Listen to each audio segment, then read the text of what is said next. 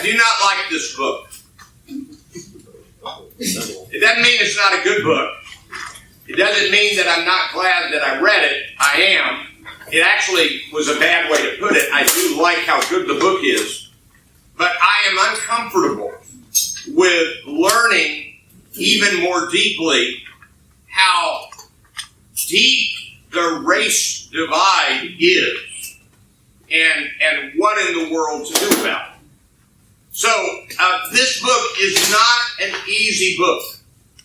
The author, Richard Hughes, is a man that I knew at one time in an earlier chapter of my life. He's a historian that was connected to the Churches of Christ. He was a very fine historian, and I've read other books by him and books co-authored by him.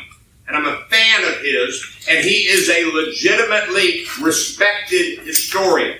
What I mean to say by that is, he does his homework, and there's really not much dispute about what he writes. His footnotes are extensive, and his quotings of people from the past are just immense, and this is good, solid history writing. Okay, my first introduction is about the trip that my wife and I just took to Memphis. The last few years we've been to Atlanta, Birmingham, Selma, Montgomery, Little Rock, and now Memphis, going to where the civil rights sites are.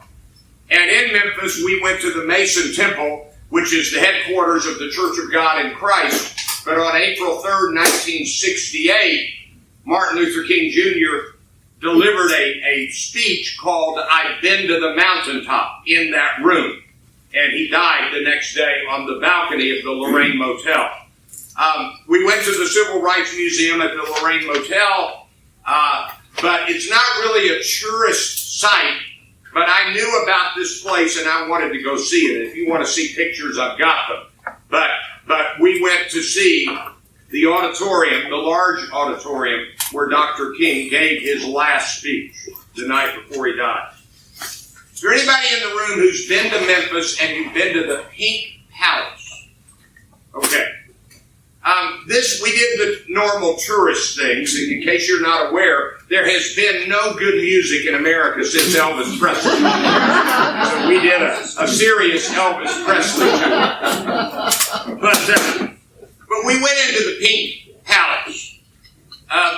The first ever self-service grocery store where you walk in and get the stuff off the shelf yourself was the Piggly Wiggly in Memphis, Tennessee. And there is a reproduction, exact size, within this enormous mansion of the original Piggly Wiggly. You walk in through a turnstile, you go up and down aisles, and you pay on the way out. The mansion was being built by a man named Saunders, who owned the Piggly Wiggly, and he went bankrupt in the 1929 stock crash. And so he couldn't finish the mansion. And he gave it to the city of Memphis. And so I'm reading from the placard at the entrance called Biography of a Mansion. When developers bought the estate at auction, they planned to turn the land into an expensive and fashionable suburb, and the palace came along with the lot.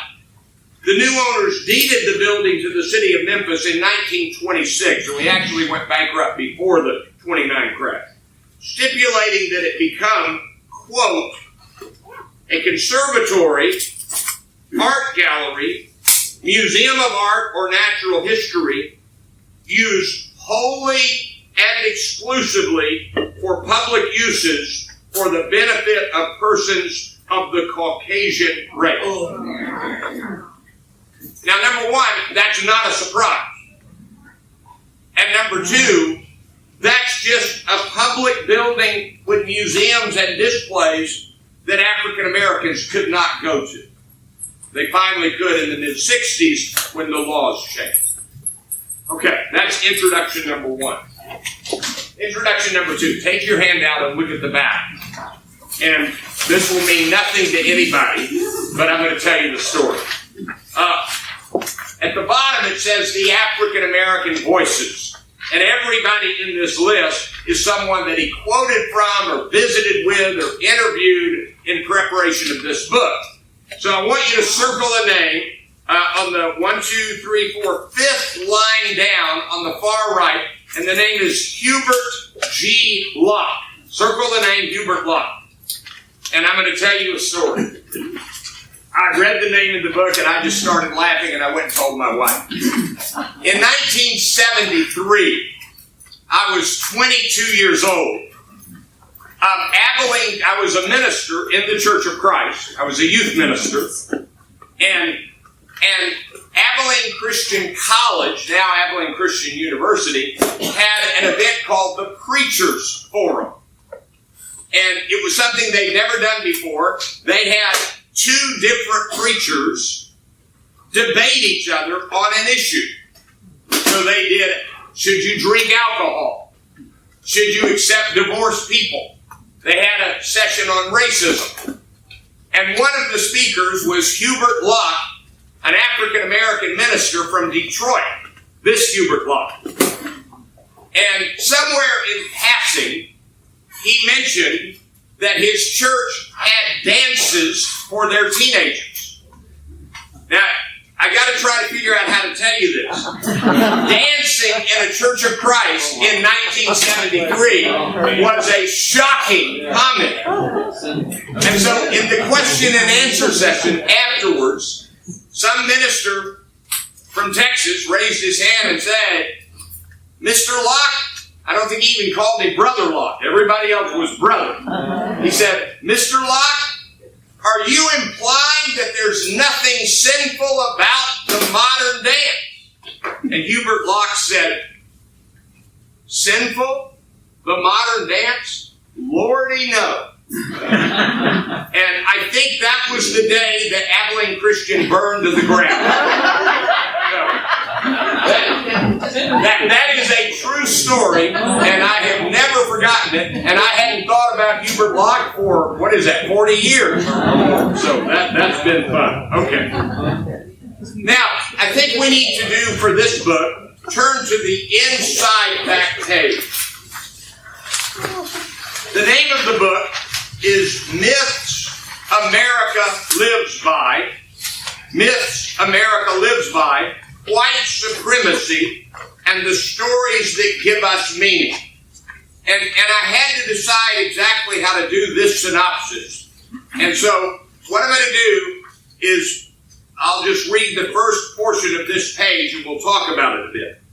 In the box, I try to summarize what I think the book is saying. We, white people, and yes, in many instances, black people, have fully bought into the myth of white supremacy for all of our history. And it is time to acknowledge it, expose it, condemn it, and get rid of it. So, I think that's what the book is saying. And I like what he does at the beginning of the book, was what is a myth? If you ask the average person, what's a myth? Here is the answer. It's a story that isn't true. I teach my students in rhetoric about mythos, and I have written my own definition, and here's my definition, and then I'm going to tell you his definition. My definition of mythos and myth is that a myth is a story that is true, whether it's true or not. And so, Star Wars is a myth. It's a story that's true, even though there may not have been an actual Princess Leia and, Han Solo. The Wizard of Oz is a myth. There's a great book by Joseph Campbell called The Hero with 1,000 Faces. There was a great series about his work on PBS. And all of that is true. So a myth is a story that you build your life around, that has truth in it that you begin to follow. And so, what is a myth from this book? The Greek word mythos, which literally means story, his definition is, a myth is a story that, whether true or false, helps us discern the meaning and purpose of our lives, and for that reason speaks truth to those who embrace it. His is longer and more detailed than mine. And so he quotes somebody that says, we need a story to see in the dark. And without a story, we cannot live. Without a story, we cannot have community. Without a story, life makes no sense. Stories are the imaginative way of ordering our experience.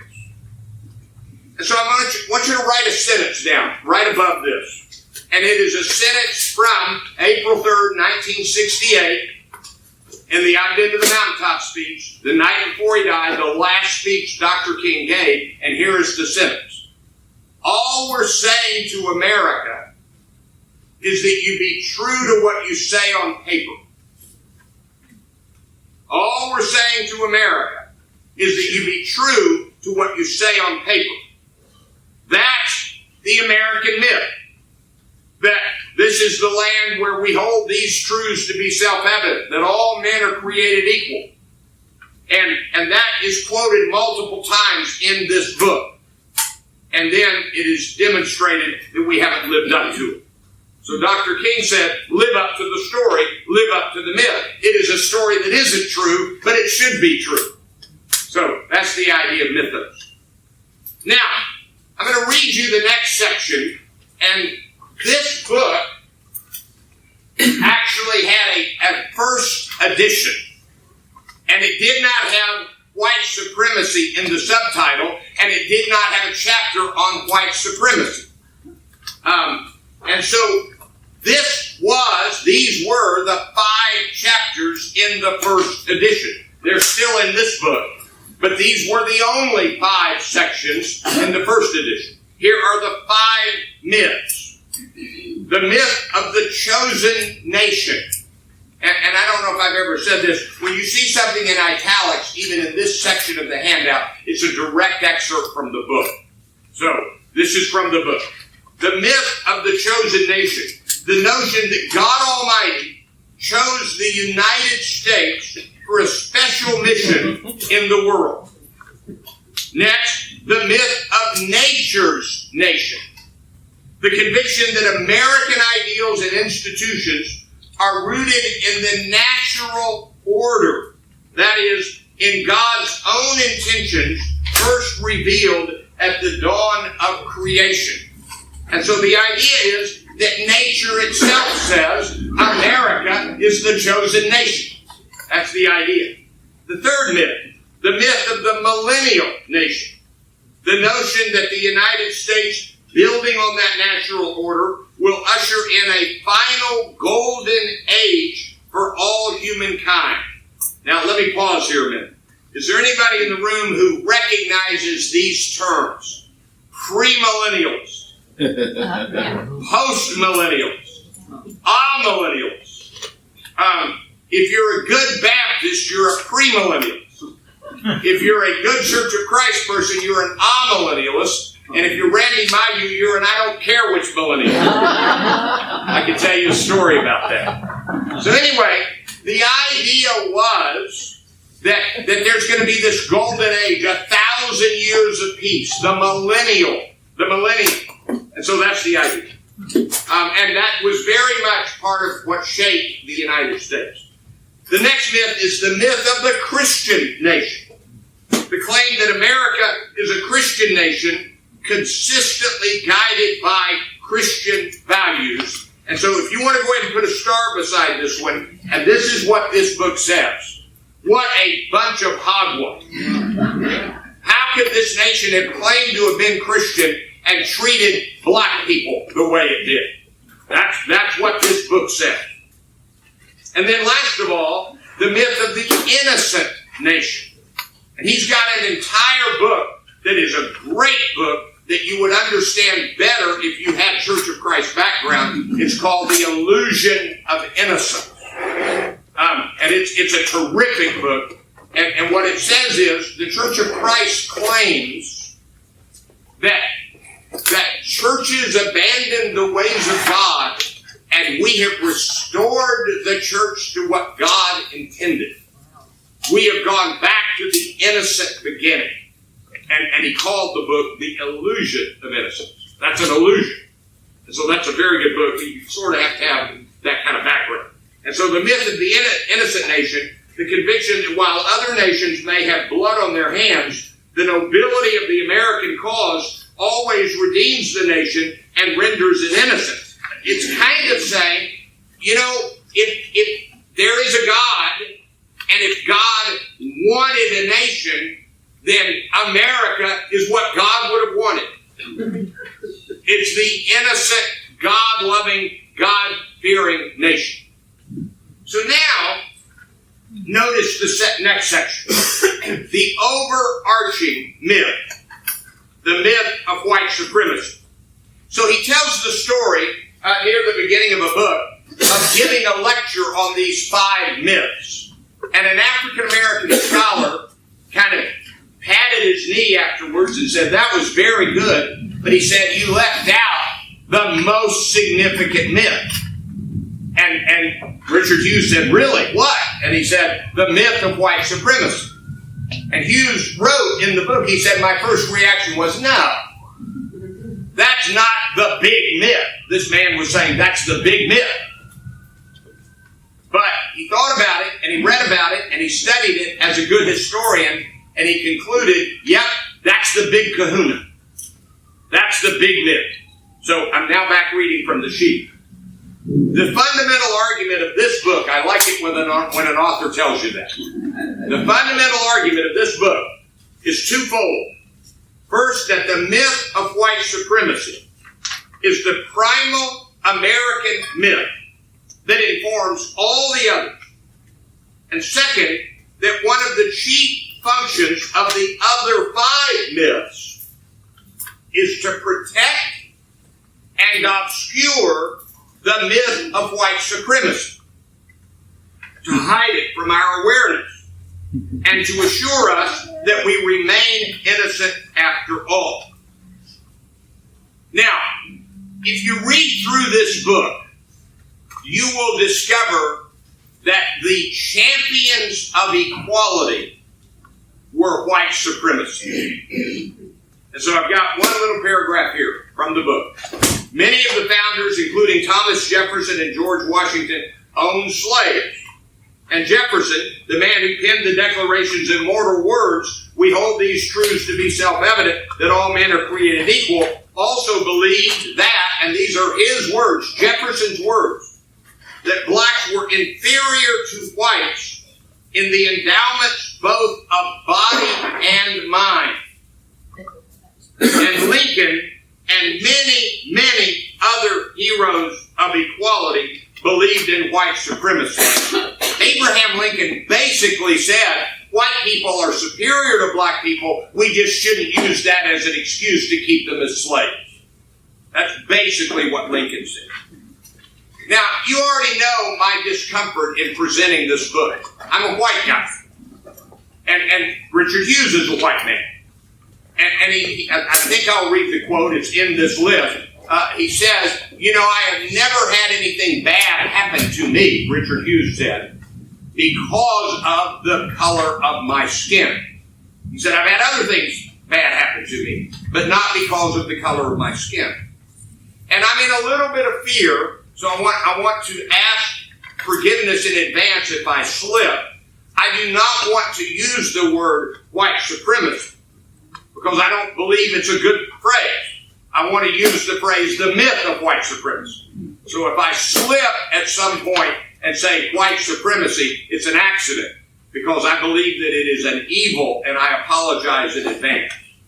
Now turn to the front. And we just got a lot of work to do here. We got a lot to read through. What is the point?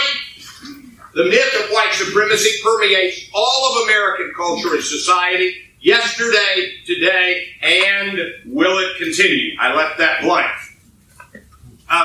Isn't it interesting that I'm doing this book the day after Ta-Nehisi Coates and Cory Booker, and who was the actor?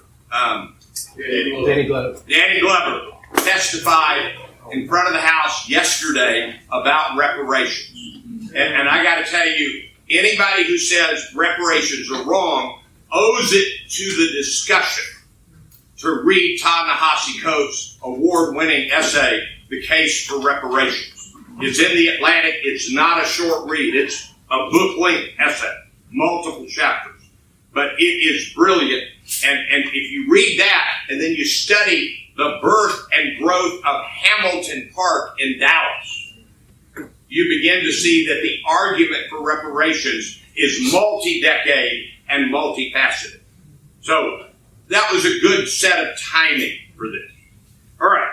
Why is this book worth our time? Number one, we ignore, deny, refuse to be honest about our history. This book is a pretty big dose of reality. Number two, for many, most, practically all white people, we do not know the African American voices. Circle that. We have not read their books. We have not listened to their speeches. The extent of what we know is Martin Luther King, I have a dream. For many, many white people. This book points us to those voices revealing their needed message. Number three, this book is a sweeping historical treatment of some critical issues.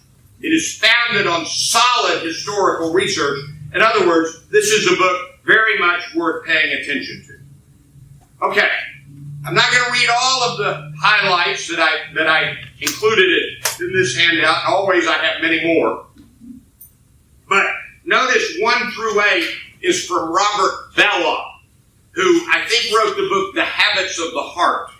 I remember reading Bellah a number of years ago. Very good writer. And then notice number 9 and following, until the next broken line occurs. That's written by an African-American scholar, and I don't know that I'll say his name right, Molefi Kete Asante. And this man and Richard Hughes had a lot of conversation, and Hughes greatly respects him, and Mr. Asante respects Mr. Hughes. All right. I'm going to start with quote number 2, and I'll read a bunch of these. We like to think that we gained our independence because of our own bravery alone, but it was an unlikely outcome had it not been for French assistance. We kind of always forget that we didn't do it totally on our own. You missed my Hubert Locke story. Sorry. I got to tell you. He's a great guy. All right. Number 3, we even refused to join the League of Nations, the brainchild of our President Woodrow Wilson, and isolationism was a powerful influence on American policy up until Pearl Harbor. Number 4, we called the non-communist world the free world, overlooking the dictatorial nature of many of the regimes we sponsored, and we saw ourselves as the leader of this free world, a far cry from the role that Washington's farewell address had envisioned for us. Number 5, our president, when he wrote this the first time, has said that he doesn't believe in nation building. But can it be that there is no relation between collapsing nations and terrorism? Number 7, John Winthrop saw us as a city on a hill, a light to the nations. We are more than ever a city on a hill. The eyes of all people are truly on us. How are we doing? All right. Then we get to the second forward of the second edition. That was the first edition by Mr. Asante. As a nation, number 10, as a nation, we are exposed. And those who have held on to the myths that have sustained haughtiness, circle that phrase. Sustained haughtiness are exposed the most. And those people who cannot shake the overarching myth of white supremacy are condemned to reap a whirlwind of historical distress, distortion, and social death. Remember, next quote, Homo sapiens, like us, can be traced by DNA to a single mother in Africa. We all come from the same roots. We all are related. We are blood together, except for Patriots fans. Those are Number 12. If a pantheon of great white authors of this generation writing on race could ever be assembled, I I believe that Richard Hughes, the author of this book, would have to be in it. For the most part, the majority of white authors are not simply victimized by the myth of white supremacy. They are sustainers of the myth, wanting to believe that whites are superior to other people. Mr. Hughes is not that. And so that's what he's saying. 13, all societies operate on the basis of myths. That's really right. And number 14, many of the working myths of the United States are fully linked to the ideas of racism, patriarchy, and domination. Now, this book is about the myth of white supremacy, but there are acknowledgments that there is gender discrimination and other kinds of discrimination. All right, number 15, put a star beside this, and I want to talk about it in a minute. Let me read it first. City and street names, weekdays, planets, stars, even corporations are characteristically central to the built linguistic environment. The common nicknames for schools and hotels in the United States, such as Athenas, Athenium, Athenians, Argonauts, Centaurs, Golden Griffins, Golden Rams, Griffins, Griffons, Phoenix, Tritons, Trojans. I debated reading you his paragraph about Trojans. I decided not to. Spartans and so forth are reflective of the built mimic environment. So let me talk about this a minute. He says, you don't think about it, but when the schools you go to are named a certain thing, when the streets are named a certain thing, that you are subtly reminded the world is filled with these people. I went to Forest Hills School in Jacksonville, Florida, named after a Ku Klux Klan leader in northern Florida. There's been a debate about changing that name. I think they may have finally changed it.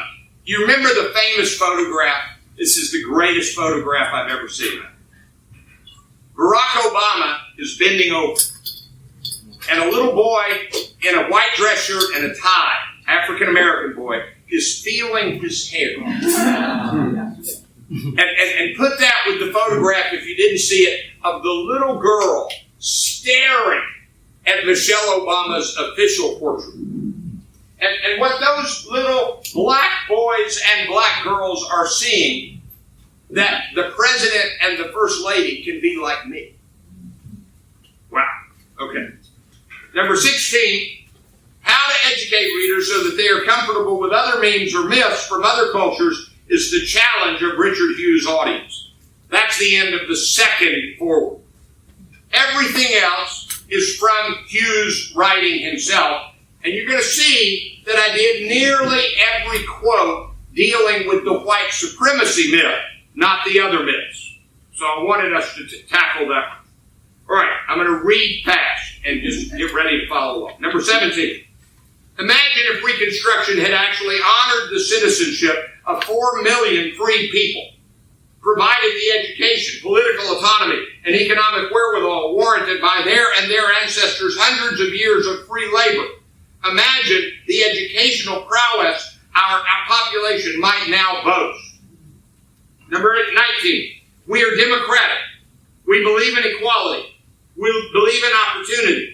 This is the land of all those things. So therefore, there's a tendency to forget about aspects of our history which don't fit that pattern.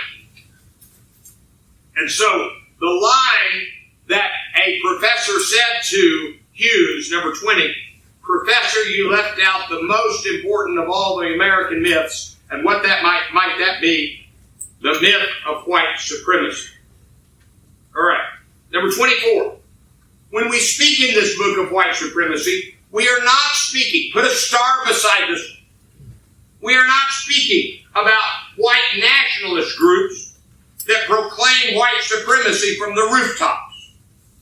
We are speaking instead of ourselves and of the common culture in which we live, a culture suffused with the assumption that in most ways whites are superior to blacks. It's not the overt Ku Klux Klan neo-Nazis. As I said maybe a couple of months ago, you realize that half the bus watched Rosa Parks get arrested. They were white, and they did nothing. They did nothing. All right, number 25. My worldview, shaped by this internalized sense of racial superiority, meant that I saw history, morality, the will of God, and scientific truth as the special province of white people, usually white men. Dangerous comment here. The pollsters have asked Democrats, who do you want to be the nominee? 20% of Democrats told the pollsters, this was last week, 20% of Democrats told the pollsters, I don't believe I could vote for a woman.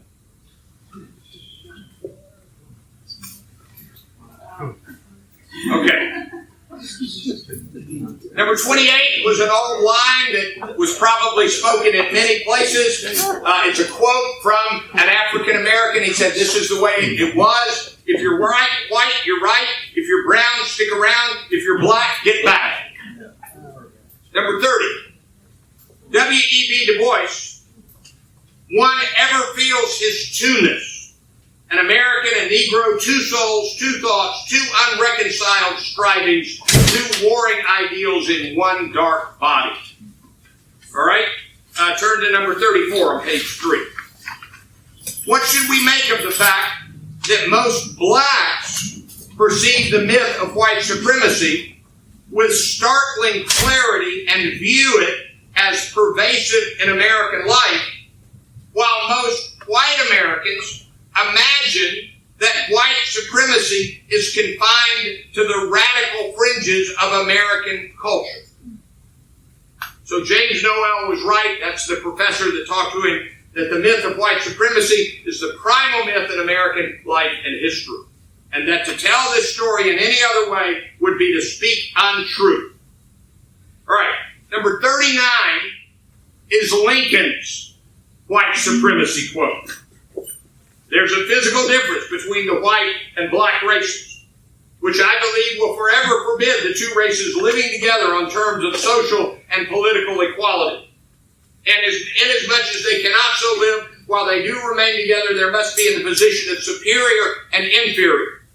And I, as much as any other man, am in favor of having the superior position assigned to the white race. Those are the words of Abraham Lincoln, written and saved for posterity. Number 40, Andrew Johnson wrote to Missouri Governor Thomas C. Fletcher that, quote, this is a country for white men.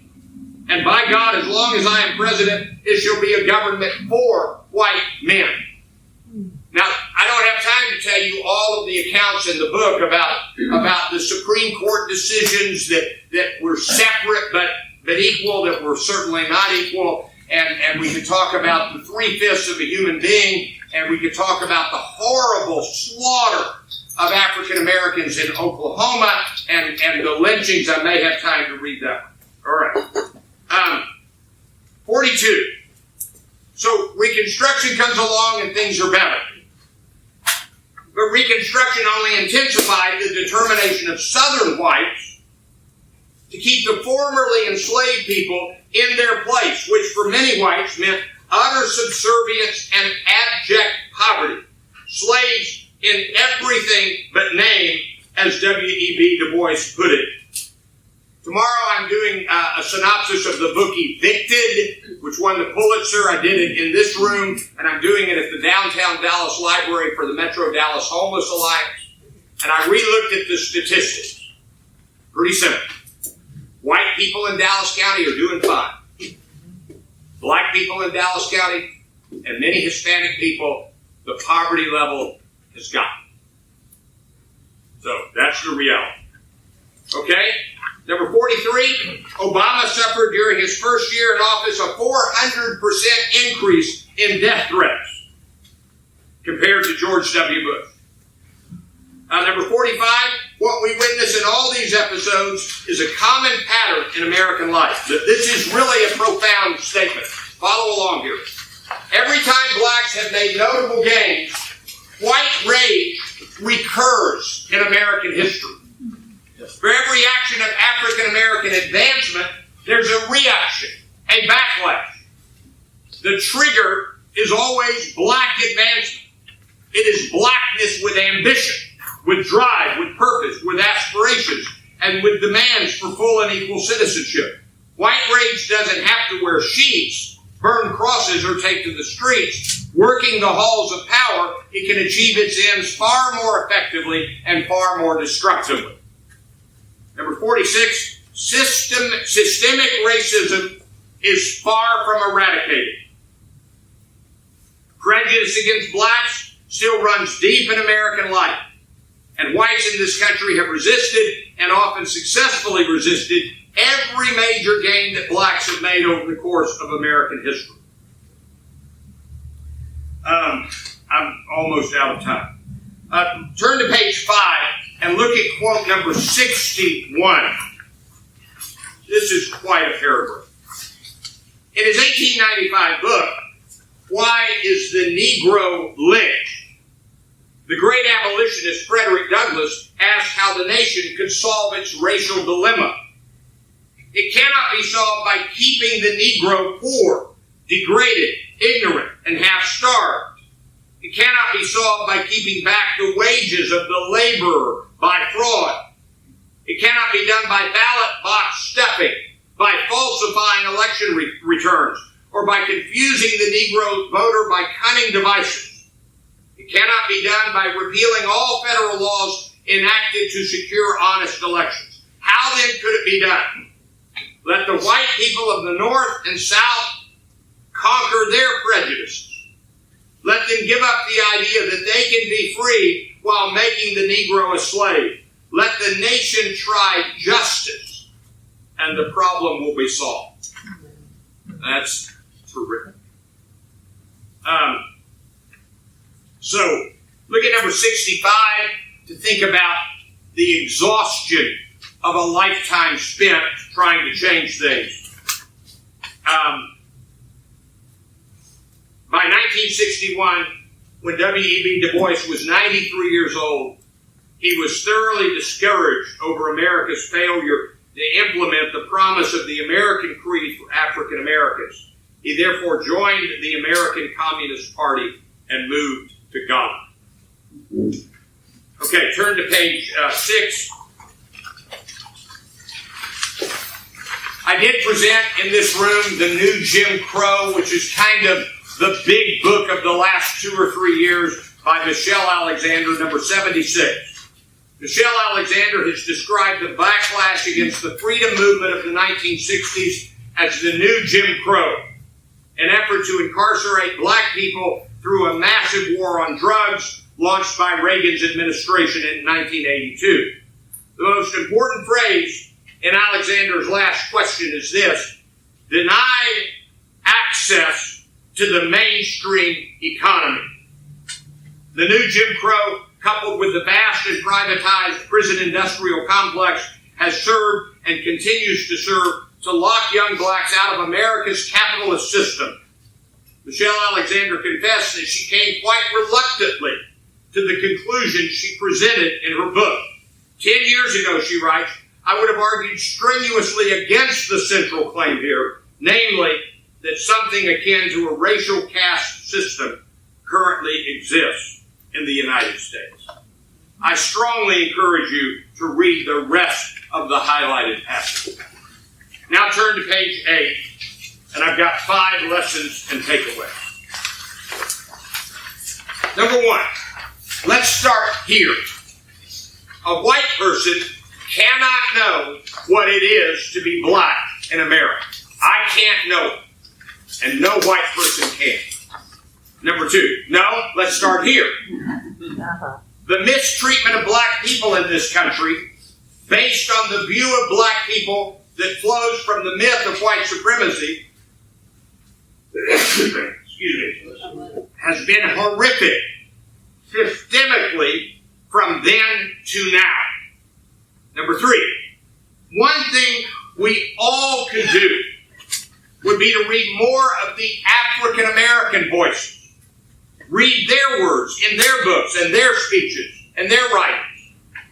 And so, if you're going to discuss reparations, invest a pretty big chunk of time, and read the case for reparation. Number 4, to use a very religious word, repentance might be a pretty good thing right now. And number 5, we really do need to address the policy decisions that perpetuate the myth of white supremacy. Policy can be and is many times racist. So that's the book. Myths America Lives By, White Supremacy and the Stories That Give Us Meaning. And I will tell you that if you were to read this book and come away saying, hey, every black person has as much opportunity as a white person, you were not opening your mind when you read it. Hope you found this useful. Thank you very much.